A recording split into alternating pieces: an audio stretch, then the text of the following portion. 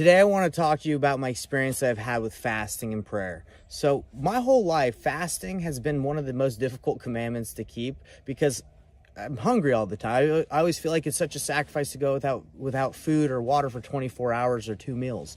So for me, it's just been very difficult. But recently I've been trying my best to keep this commandment and do my best to fast for the whole time. So what I did is I went into the Gospel Library app and I just typed in fasting because I was like, well, if I want to get better at fasting, if I want to focus on this, let me learn a little bit more about it and study about it. And I read and listened to a couple of the first talks that popped up. And there's this one really good talk where he was able to get fasting with his family, and he had several kids, how he was able to get fasting set up where they would start their fast around lunchtime on Saturday, the day before Fast Sunday, and then they would end their fast around lunchtime after they got off of church. And his explanation and his testimony was that it was a great experience to be able to end their fast around the time right after they left church, because they would be at like a spiritual high. And for me, I've always ended my fast around like 6 or 7 o'clock at night because I would start later at night at like the day before on dinner time. So for me, I've been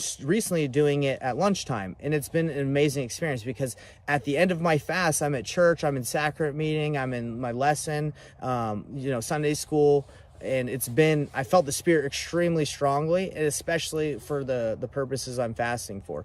Now, why do I want to fast? Why has this been like a desire that I've had recently? It's like, well, I've read a couple scriptures that have hit me pretty strongly about Alma when he met up with the sons of Messiah, and he saw that they were still his brothers in Christ, and they had power. And how did they have power? It was through much fasting and prayer. And you read in the scriptures that a lot of the even Alma, when he met Amulek, he was like, "Hey, do you have any food? I've been fasting. Do you have do you have any food for a servant of the Lord?"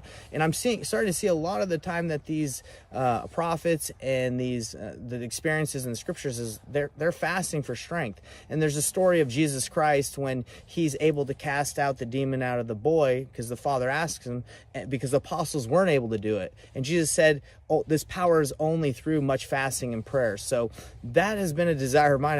I would love to have more faith, more strength, be able to have this in my life and have a stronger belief in Jesus Christ. And from Jesus Christ's mouth himself in the scriptures in the New Testament, it says this only comes through much fasting and prayer. So that's something that I know I've needed to improve on. So reading those talks in the Gospel Library has really helped me to start my fast and know that I should start my fast around 12. And this isn't just like a rule for everyone. This is just to help me. Start the Saturday before around 12 or 1 or 2, and then end after your church is over. And you'll be at that spiritual high. You'll feel good. And, I believe it will help you guys because it's helped me. Now, let me tell you about the amazing spiritual experience that I had with fasting, because I'm trying to be more focused on my fast, on like the needs of others, and not only that, but like my purpose for fasting, not on the hunger, right? Because again, you're going without food and water, you're going to be hungry. But as you get those hunger pains and you feel like, oh man, I wish I could eat or drink something, you focus on what the purpose is of your fast. Now, recently I've been trying to figure out how I can share the gospel more, because I live in Canada and I work from home. I don't really meet a lot of brand new people to share the gospel with in person. I go to church, and just my interactions with people aren't that many. So I've been praying and fasting on figuring out how can I share the gospel more. And it was really awesome. So I had this experience where the Saturday where I was fasting, it was my father-in-law's birthday. This was a couple weeks ago. What we did for his birthday is we gave him a pickleball net. And he's like, "Hey, let's go try out my pickleball net at the church," because we have a key to the church here. So we went and played some pickleball in the gym. And before I got there, I was journaling and my pen ran out of ink. And I said, "Hey guys, before I play pickleball, I'm going to look in the library here at the church for another pen," right? Because I ran out of ink. Just because I wanted to write a little bit more while I was there at the church. And I looked in the library and I found a pen pretty easily. But then my thought was like, you know what? I've been a part of this branch for about 8 months now. Just moved here recently, but I've never really checked out the church. I kind of wanted to see what other rooms they had, like what was going on. Maybe they had some other materials I could use for journaling. And I looked around, and I'd never done that. I've been visiting this church here where we live now for several years now, probably like 6-7 years since I got married to my wife, and we'd come and visit. So I've been in this church, but I've never really been in a lot of the rooms. I would just go to the sacrament meeting or the cultural hall or whatever, the sacrament room. But this time I was like, well, let me look around. I just felt impressed to look around. And I ended up going into the church history room, right?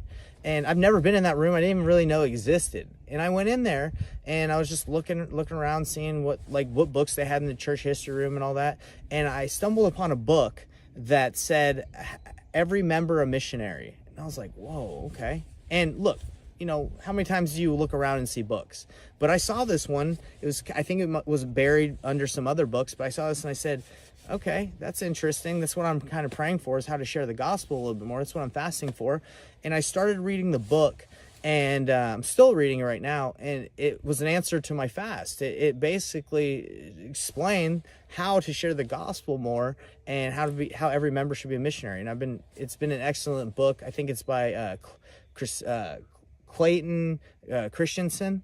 I believe he's passed away now, rest in peace. But anyway, I was reading it, and it basically said that in the first 20 pages I read that being someone's friend is not a prerequisite to sharing the gospel with them. And I always kind of felt like, hey, maybe I should be more of their friends. Maybe I should, before I share the gospel and invite them to church or let them know about what I did this weekend, I should be their friend, so they don't think I'm just trying to invite them to my church and be baptized, and without me knowing them. But this book, what it said in the first 20 pages is that through his 20 years of trying to be a strong member missionary, that the amount of friendship that you have, the years of friendship, do not make someone more interested in the gospel than if you just aren't friends with them and you just share it because you care about and you love others. And I thought that was so interesting, because I was like, wow, I thought, again, you would have to be really good friends with someone before you're willing to share the gospel, because maybe you don't want to come off too aggressive. But his experience was, no, you don't have to be really good friends with someone to be able to share the light and the truth and knowledge that you have, the scriptures, your testimony. So that really helped me, because I have a couple neighbors that I was kind of holding back on here in Canada that I met, and I didn't want to talk about the gospel too soon. I wanted to make sure I was friends with them first.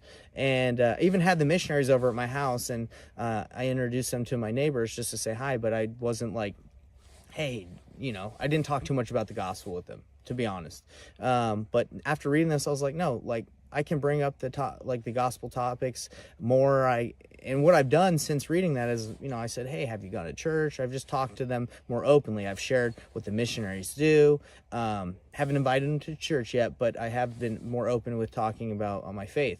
And it's been a good experience. So that's, in a long story, that's how I've had one of my fasts answered recently. Is went into the church history room, which I've never been in over the 7 years that I've been here. I found a book that answered literally what I was praying about, how I can share the gospel more. And the book tells me and shows me different ways to share the gospel. And as you guys know, I just started this channel as well, and this is another way that I feel like I can share the gospel. I can share my testimony. So if you've been struggling to fast and pray, and it's been difficult for you like it's been for me, these are my recommendations. I would recommend starting after lunch. Don't do it at dinner time. On Fast Sunday, do it from lunchtime. So when you end your fast, you're pretty much done with church, or you're leaving church, and you're at that spiritual high, and you're feeling good because you were at church and took the sacrament, and you feel the Spirit. That's one of my recommendations. And I would recommend, when you are hungry, just to remember the purpose of your fast, to remember, okay, this is the sacrifice I'm doing. It will help you as you fast. It will help you overcome the natural man, because the natural man wants to control, you. It wants you to be like, hey, serve me. But your body is a servant to your mind and your spirit. Okay, so that's another blessing of fasting, is it helps you take control of the carnal mind, the body.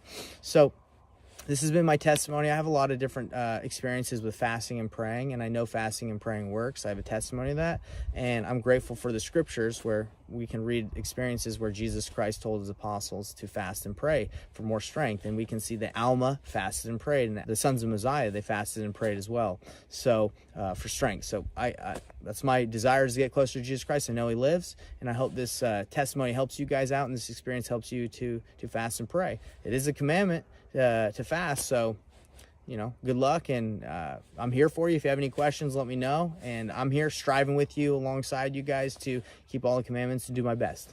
We'll see you guys.